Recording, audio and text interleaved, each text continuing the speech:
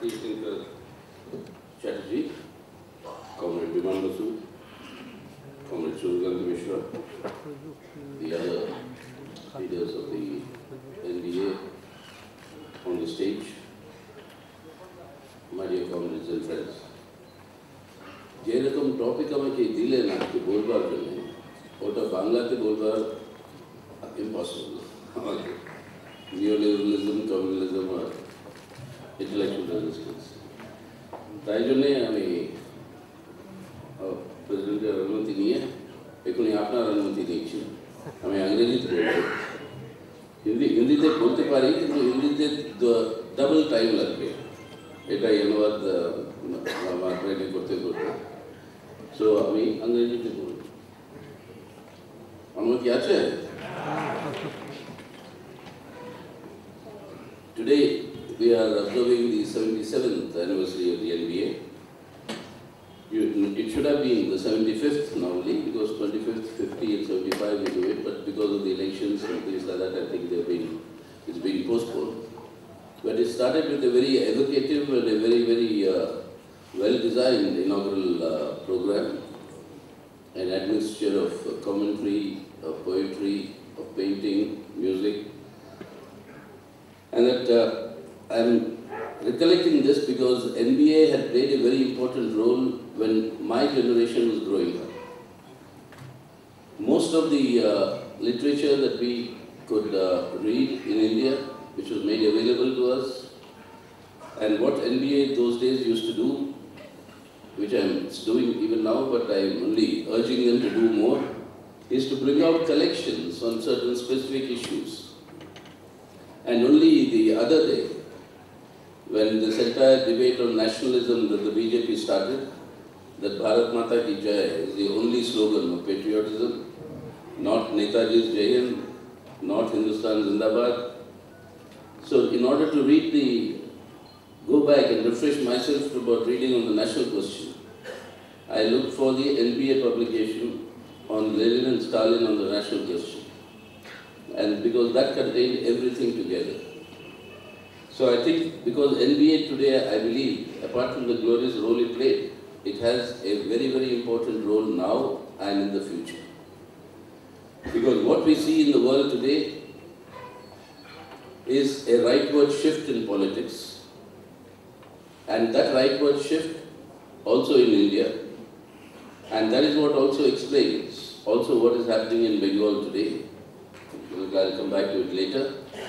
But to counter the present threats, not only to Marxism, but even to what we are all used to, like democracy, civil liberties, it is essential that the ideological battle will have to be strengthened and carried forward. And in that context, NBA has a new but a very important role. I think in today's conditions, more important than the role it played in the past. And I only hope and wish and urge them that from this observation onwards, they'll continue to play that role. I have been asked to speak on neoliberalism, communalism, and the intellectual resistance.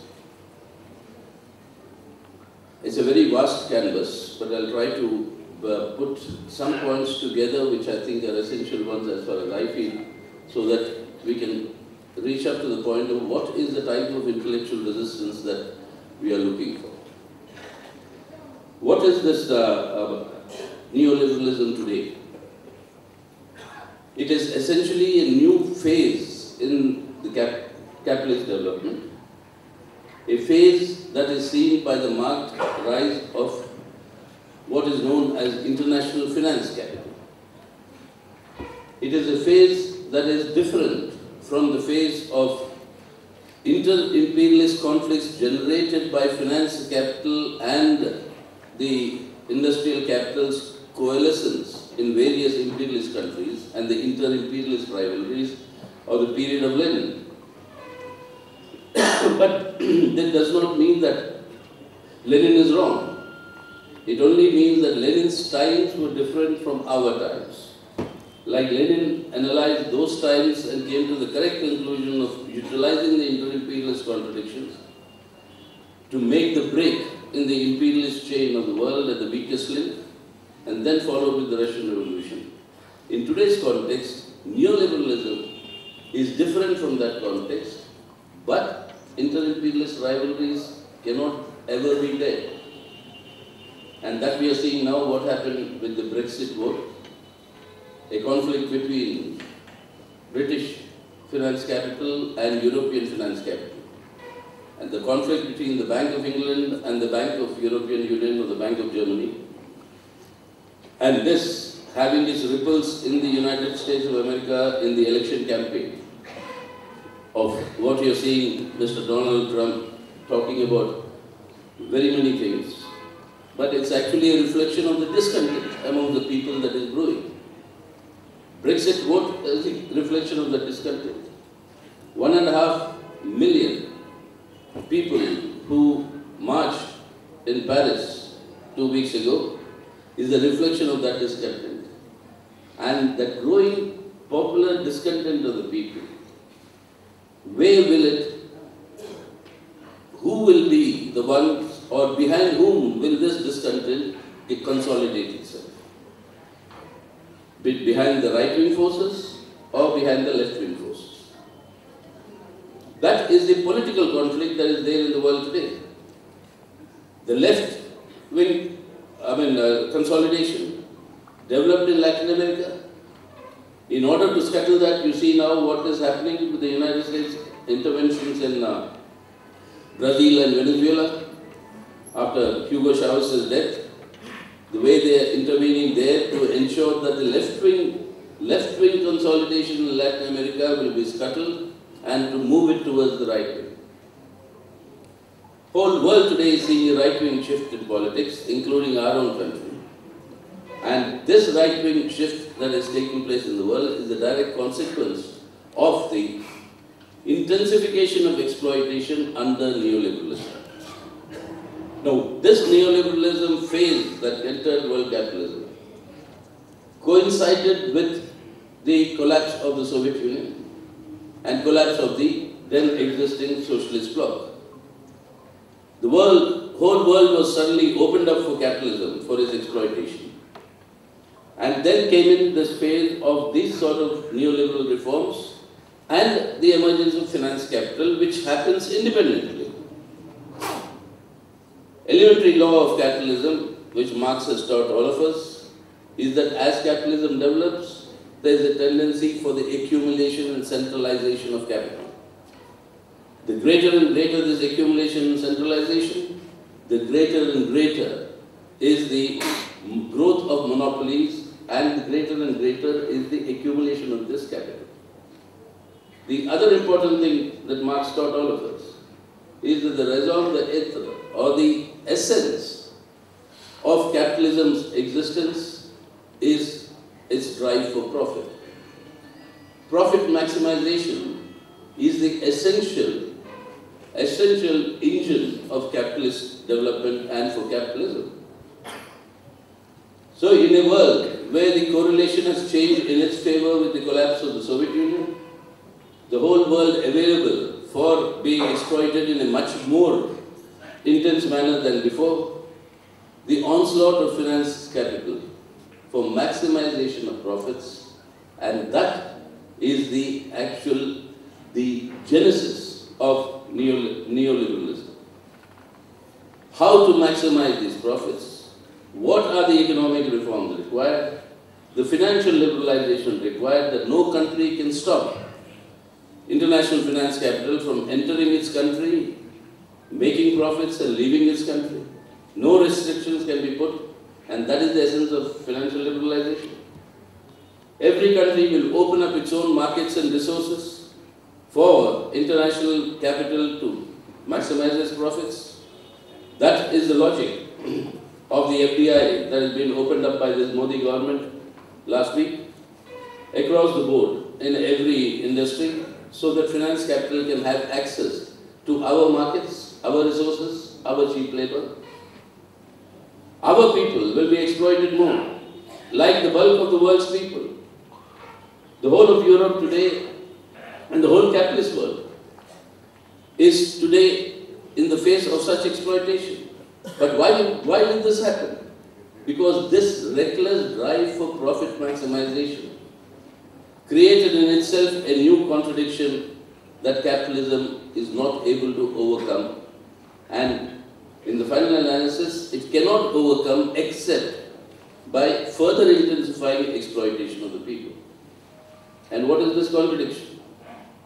The greater the profit maximization, the greater the impoverishment of the vast mass of people. The greater their impoverishment, the lower the purchasing power in the hands of the people. If people cannot buy what capitalism produces, then capitalism cannot develop. Globalization and these neoliberal reforms brought about that situation.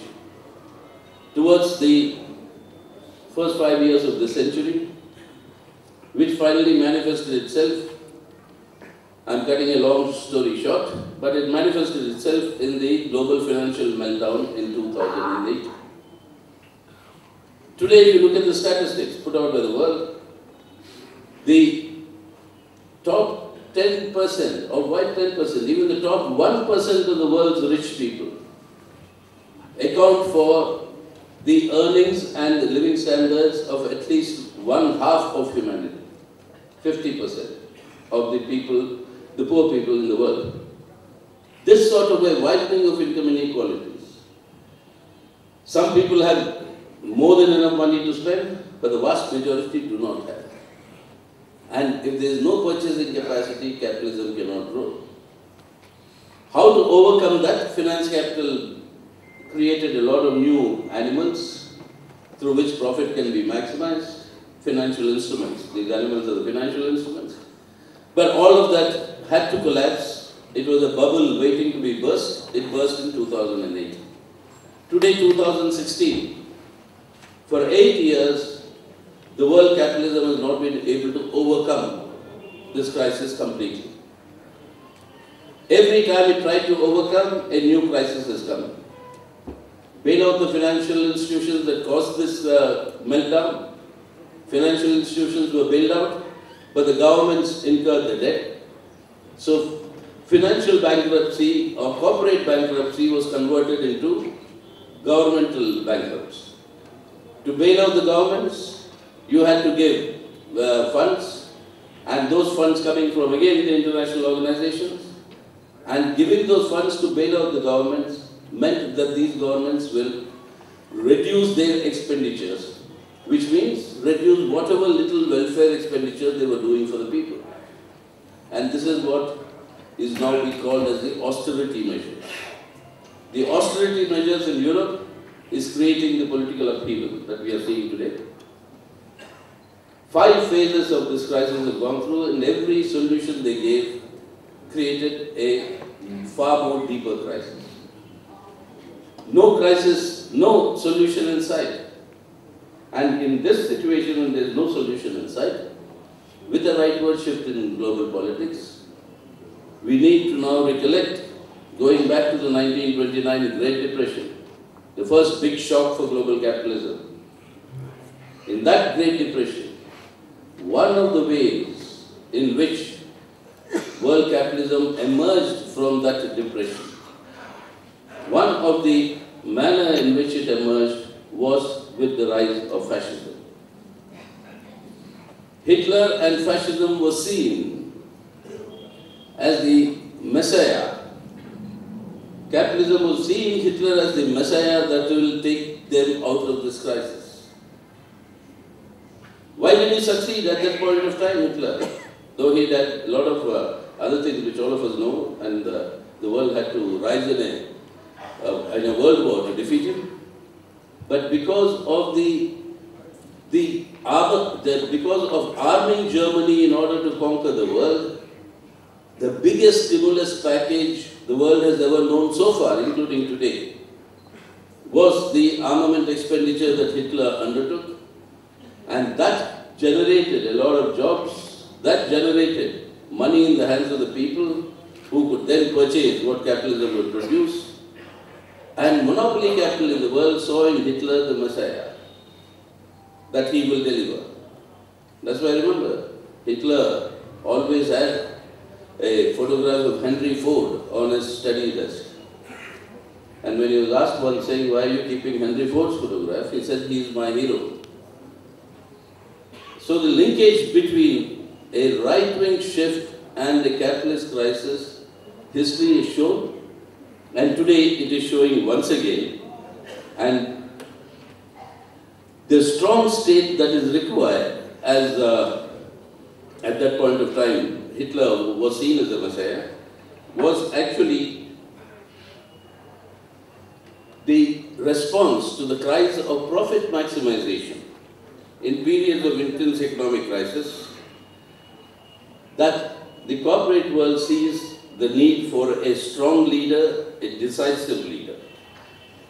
And what is the strong leader or decisive leader expected to do for the corporates to maximize their profits? Here, I think I'll just quote Professor Eric Hobsbawm, one of the most profound thinkers, not only historians of the 20th century, and till his death a couple of years ago, he was actually working on his next book, which I wish somebody would complete. But anyway, Hobsbawm, with all the work that he had done on capitalism, he has this to say what the corporates expect from a strong leader. And then what he says is, I quote, that big business can come to terms with any regime that does not actually expropriate it, and any regime that comes to terms with it. Fascism has some major advantages for business over other regimes, unquote. And what are the advantages? He lists out. Elimination of labor unions. Just connected with in the coming session of Parliament, the Prime Minister has announced he is bringing legislations for labor reforms in India. The weakening or the defeat of the left.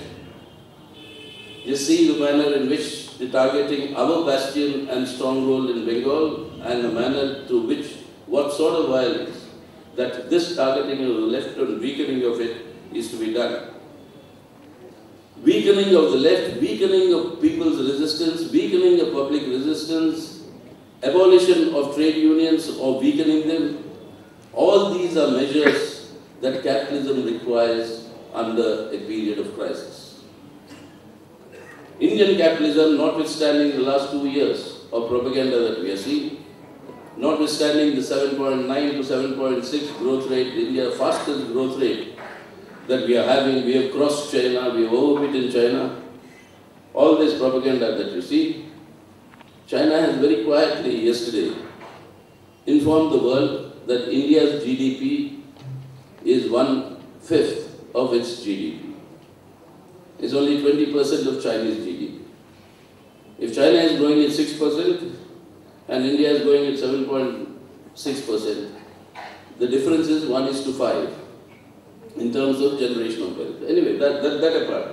But notwithstanding all that, what is the state of our economy today?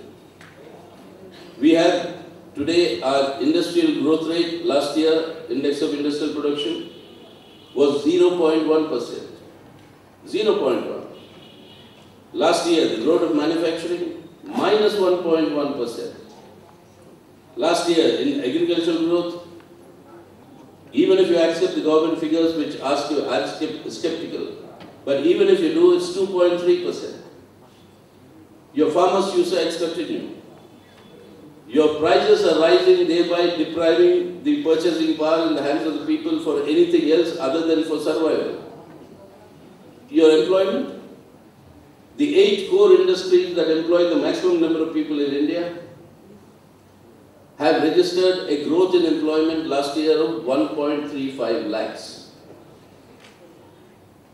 Prime Minister Modi had promised in 2014 that his government will generate 2 crores of jobs every year. 1.3 crore of our new youth join the employment market in India every year.